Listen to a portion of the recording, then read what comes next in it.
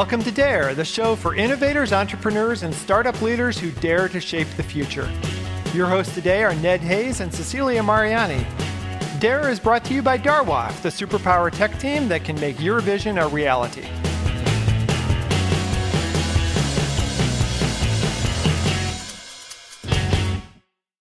So today I have the great pleasure of welcoming Cecilia Mariani to the podcast. She's typically our co-host, but today she's going to talk about the dynamic company that she heads based in Latin America, Darwoft. Darwoft is a leading innovator in software outsourcing and software nearshore staff augmentation. And it's a great privilege to be able to talk to Cecilia. So thank you for being here. Okay, thank you, Ned. So you are CEO of Darwoft. So tell us, what is Darwoft? Okay, Darwoft is a software company. We are doing projects with the latest technology. We are lovers of technology.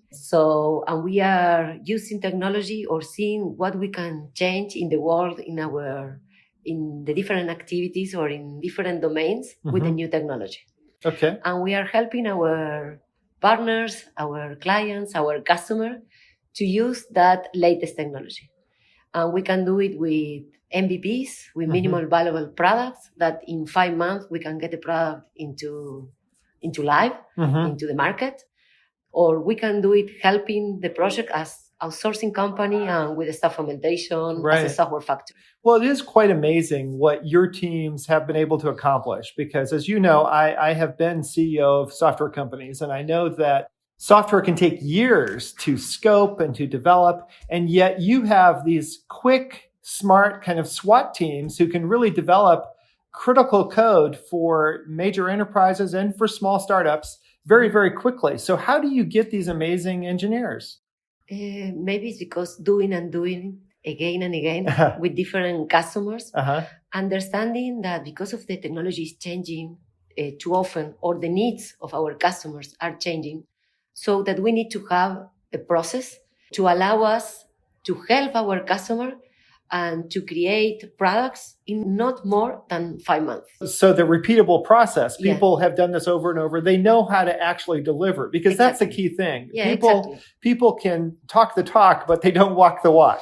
Yeah, I think that something that changed completely our approach was to do the prototype, to do that high fidelity prototype in 1 month, change everything because you can talk with your customers about what do you want, and then they can see if we are doing it correctly, if this is exactly what they need. Right. So they can have something actually tangible, real. Exactly. Right. That's such a difference because I know I used to be at Microsoft, and I swear those guys would spend 6 months architecting and they would never get to an actual product. And you deliver actual working software. The other thing that's amazing too is that the code, and I know this from having been a client and I switched jerseys and joined your team, but the code that your team delivers is actually not spaghetti code. It's solid code.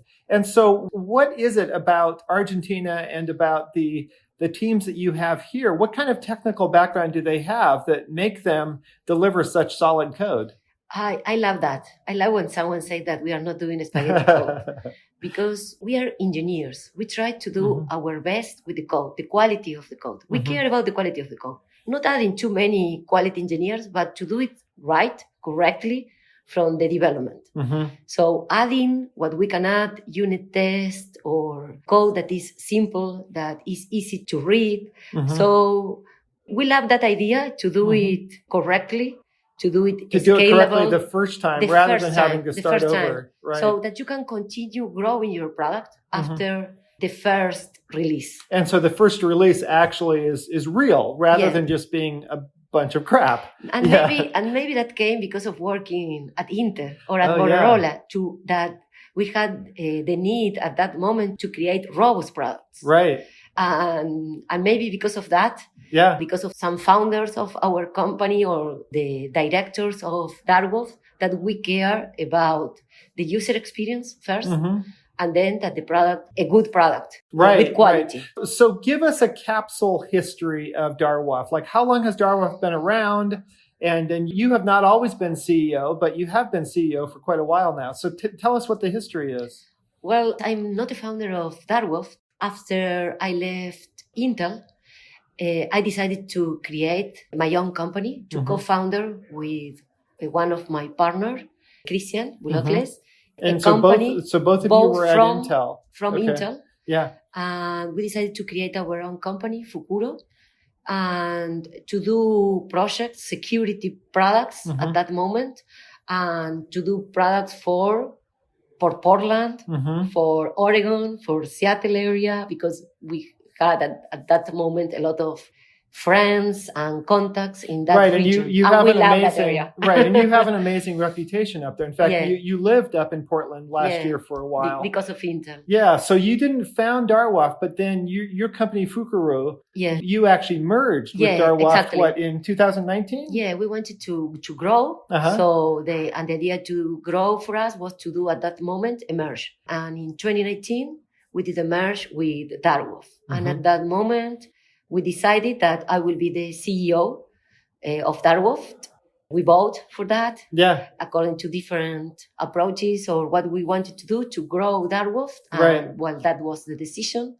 And from there, I became the CEO of Darwoft. Right. Well, I know that you also functioned as kind of a mini CEO inside of Intel for your business unit. So could you tell us a little bit about your history at Intel before you came to do software consulting? Well, I worked in different organizations at Intel.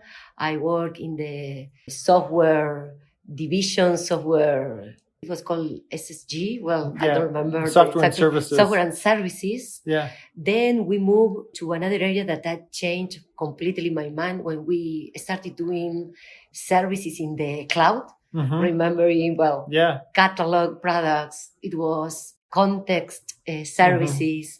Prediction, the prediction. We will start in doing software prediction, recommendation engine, and all that. Right. And some of the work that you did in the context system actually got the Product of the Year award in 2019. About the time, it took some time, but you actually had the Mobile World Congress Product of the Year in partnership with Dell, because some of the context work that you did really changed how people perceived sensor work on laptops and phones.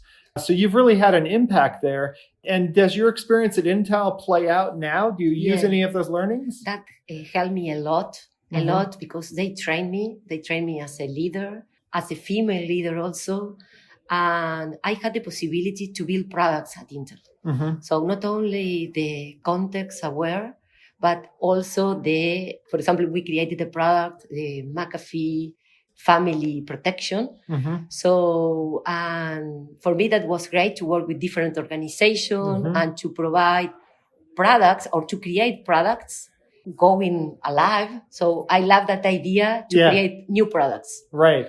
And that helped me a lot every day with my daily activities, how to organize the work or several practices like OKR, managed by objectives. I have everything in my mind. So. Right. Your tool chest is very rich with experience and with the ability to manage large teams and get a lot accomplished. And I love technology and new technology. Yeah. And I think that came also from Intel.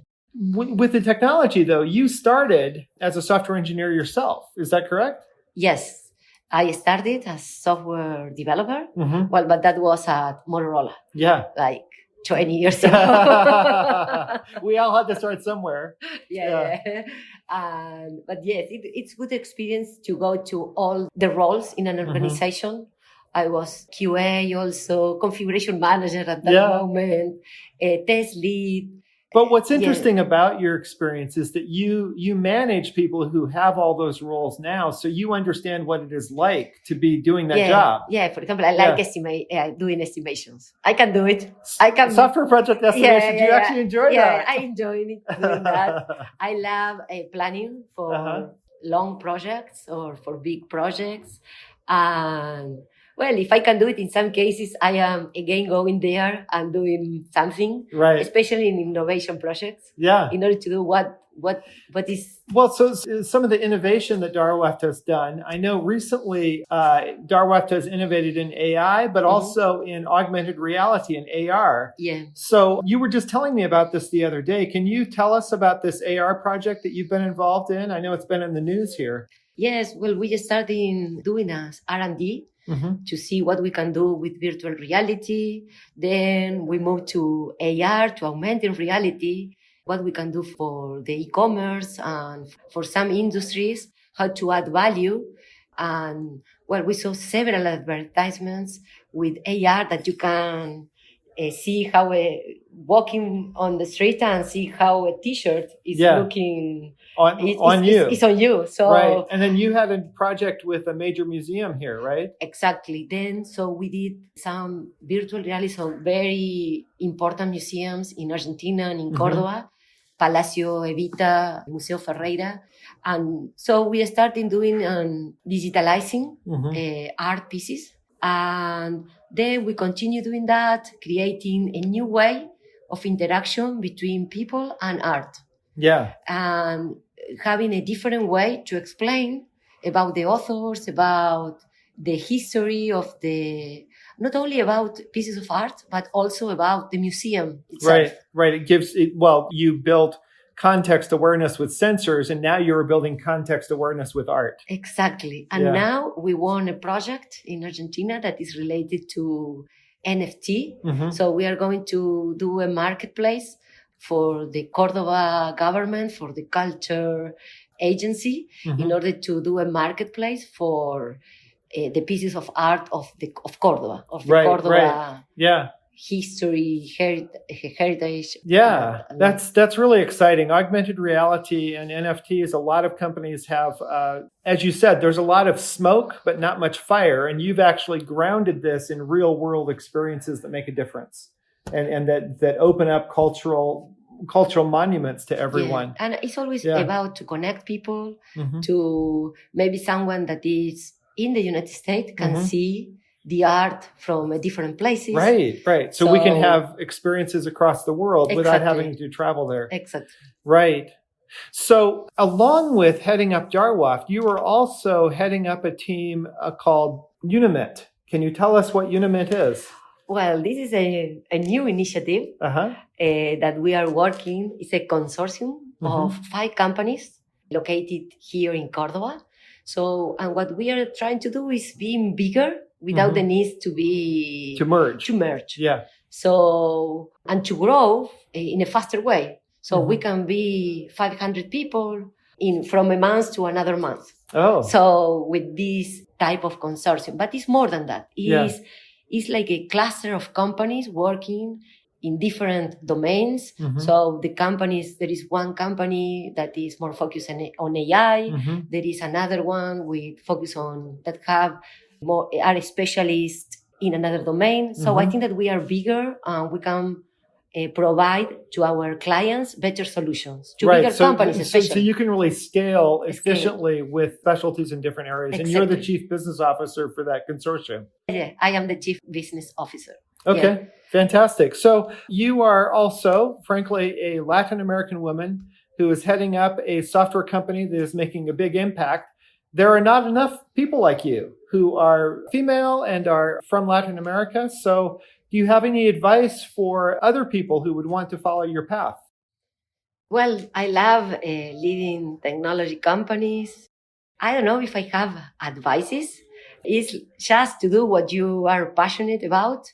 So, and of course that I train myself a lot to be here. I study, I am a software engineer. And I am always curious about new ways to do different things. When I moved from big company, big corporation to be an entrepreneur, I had to study because I didn't have knowledge about marketing, about finance, about different stuff, different tools that you need to create your own business. Right. So, and I also train myself on all that. So I think that training is important, not to create your own business alone. I don't know if it is for female only, but I think that it's good to have a partner to create your own startup. And of course, the support.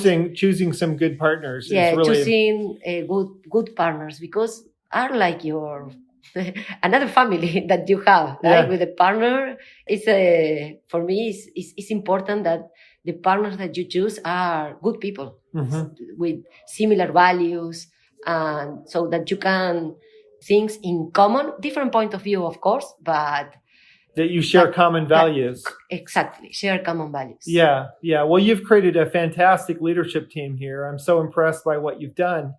I'm curious, I think many of our listeners would wonder, how do you balance it all? Like, you have a family, you have other interests. How do you keep your life balanced? That's difficult for any leader. Yeah, it's very difficult especially because I love my work.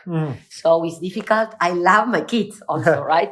So I love them. I have 3 kids that they are amazing and they help me a lot. Now they are 21, 18 and 14. So they help me cooking. We are a team also at home. And they respect me, of course, because I am leading that team also. Yeah. But they understand how important it is for me to work. And we share a lot about work. We share, you know that we travel all together as a family also to Portland. Yeah. And so they are with me and I try to balance. When I am working, 100% working, maybe not attending phone calls. But then when I am at home, you're 100% at home. At home. Right. I think that's so key because people try to multitask and frankly, it doesn't work to try to do 2 things at once well. So you refrain from multitasking. You're 100% at home or you're 100% at work. You aren't trying to flip between the 2. They know that. Yeah. Fortunately, they are at school. So from 8 to 4, I don't receive too many requests, but then they know that they can ask me. In order when I go back home, I can buy all the stuff that they need, especially for school. Yes. And so it is working. Right. You did mention, fortunately they are at school, but we just came through a period where with COVID, where people weren't able to go to school, people did not come to the office. Yeah. And I'm just curious, how did that change things for Darwoft? I think you did different hiring post-COVID. Yeah, that changed us also because we at the beginning, we hire most people here in Córdoba. But then we changed our mind and we started hiring from Buenos Aires. Now because you saw that remote work was working. Remote worked very well for us. So we did that. So now you have people all over the region. Yeah, right? all over the region, and more also, than Argentina. Right, and also you hired in the US even. Exactly. Yeah. So now it's like we don't have those limits in our mind. So the constraints aren't there anymore. Yeah, if you want to work at the office, you can come. We have a beautiful place to work with good internet connection, air conditioning, ping pong table. If you need to talk with someone. Yeah. So I come a lot to the office. I love the office interaction. Yeah. But if you don't want and you prefer to work from home, it's okay. I like to work here because I am 100% here. And then when I came back at home, I am there, as I mentioned. Right. So that's the advantage of either having hybrid work or having people come to the office, that they can actually leave work behind, which is hard to do. I mean, people can reach you after hours, but you use that constraint as a positive, that you can actually draw those clear lines between work and home life. Yes. In some cases, to be honest, doesn't work. I am not as such a fantastic mother for my kids every day. Yeah. They complain a lot to me, but okay, I try to be better every day. Right. But you're a very human and authentic person, and I respect that. Yeah, that you are just trying to do your best, and you tell everybody. I tried, and I am doing it, but of course that I have some opportunities of improvement. Yeah. Well, you do lead a great team with your family. You lead a great team at work. So where is Darwoft going, and where's Unimint going? What's the future? I will love growing. I don't know why I want to have a big company. 500 developers, 1,000 developers. I don't know why. Maybe that came also from Intel and Motorola, and to have a to go to scale. Excellence site of developers, such a great talent here in Argentina because of the great universities that we have. So with all that, because it's not just Darwoft, it's an ecosystem that is growing in this area. And you're nurturing that ecosystem. Yeah. So I also part of that ecosystem. And so with good universities, good companies working in technology. So I think that is possible to work in new technology and to continue growing. So our plans is to continue growing with the latest technology, with AI, with blockchain, and in different industries Now we are putting a lot of focus on healthcare industry. Mhm. We love that part because we can work with data. We love that Yeah, domain. and you're actually improving patient outcomes too. And you have family members who are doctors. Yeah, So this is exactly. close to your heart. Yeah, and maybe because Yeah. of that, Uh-huh. I think that there are a lot of opportunity, especially with AI, that doctors can focus more on patients Mhm. and all the other activities that are more operational activity, administrative activities can do by someone else. Right. That's fantastic. So really making a difference in people's lives. Yeah. Well, I'll ask you the final closing question, Cecilia. What do you dare to dream? What I dare to dream is to first to have a good culture of work at Darwoft, that everybody improve their quality life of all our employees, but not only Darwoft employee, but also our clients' quality of life. And and going from Cordoba to Argentina and to the world, improving the quality of life, working with responsibility, taking care of even of the planet, or that we are helping some organizations, for example, in Argentina. So what you're really doing is creating a better world, both for your employees, your partners, your clients, and ideally the globe itself. That's very ambitious. I don't think it's beyond you. So thank you for sharing that vision with us. Okay, thank you. Thank you very much.